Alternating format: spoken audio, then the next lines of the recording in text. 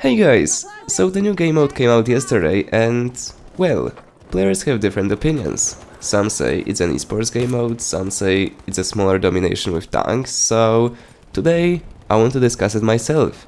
Is it really a smaller domination, or is it something different? Before we go further, I just want to mention that I'm a bit sick, so I'll sound a bit differently than I usually do, but yeah, it's not a big deal. If you guys haven't played the new game mode yet, or you didn't even hear that there is a new game mode in Battlefield 5, short version, we got a small version of Conquest, which is for 16 players, 8 versus 8. It is available on Hamada, Arras and Rotterdam. Both Hamada and Arras have tanks on them. Rotterdam is designed for infantry only. The game mode itself is time limited and will only last about 2 more weeks at the time of me posting this video. DICE developers have already confirmed that if the community enjoys playing the new Battlefield 5 game mode, they will make it permanent into the game. Honestly, majority of the rounds that you will probably play in the Squad Conquest will be totally unbalanced. You will either heavily win or heavily lose. And there is nothing extraordinary about it, because, to be honest, the game mode, or maybe not the game mode, but the whole matchmaking in Battlefield 5 doesn't judge players by skill. It doesn't put you with players on the same skill level as yours. As a result, you might end up with 8 players on the enemy team who are level 50s with 5 KDs each, and your team might be a couple of guys with level 5 to 15 with 0.5 KDs. It could theoretically happen, although the unbalanced isn't usually that bad, still, it isn't balanced properly.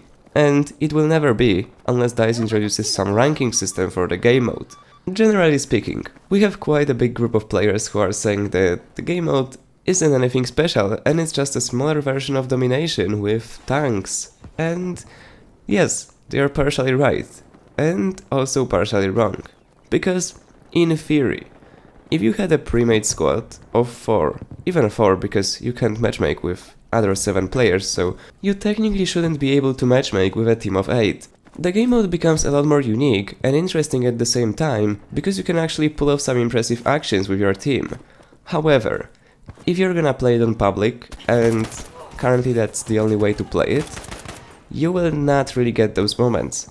And this is why I understand why players call it a smaller domination, because majority of the players don't play together, and no one is to blame for it. Why would they? They can play however they want. So in the end, the whole game of Conquest, or Squad Conquest, becomes a Domination 2.0, where players are just running around in circles, taking flags, not defending them, just running from flag to flag, taking it, killing enemies, and then doing the same. But I can promise you that if players would be actually put into those servers based on their skill, so that their capabilities would be at least similar to each other on average, it would be much more interesting. Currently, you're not gonna have an interesting game if you have a player who just got into the game, has no idea what the game mode is about, has no idea how to play the game mode, and they get a 5 KD player as an opponent. So how are they supposed to take out the guy who's got 5 KD, is tryharding in public, and is pretty much invincible, against the guy who just started playing the game? That's never gonna work.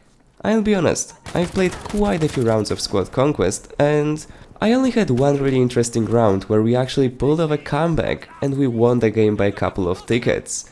Other than that, the remaining games were a bit boring, because honestly, if I'm playing with one friend and both of us have an average KD above 3, if we are matched against enemies who can't even pull a positive KD, and yes, KD matters up to some point, because if they're dead, how are you supposed to attack us or defend their flags?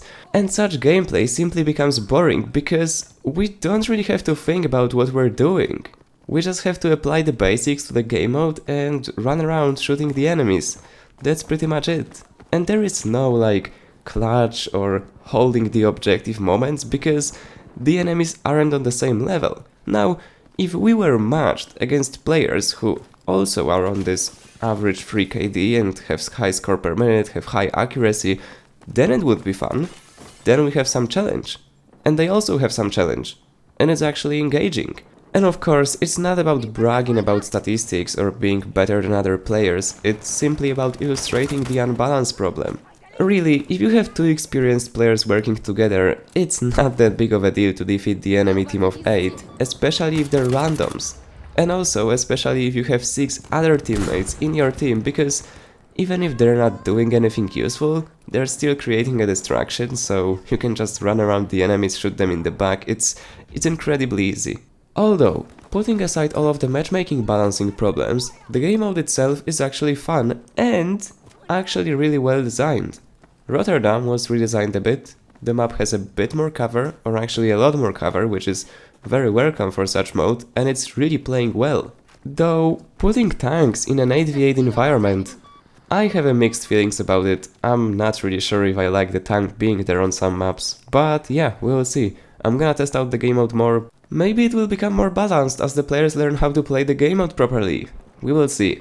And as always guys, if you enjoyed, remember to leave a like, subscribe, and I see you on the battlefield.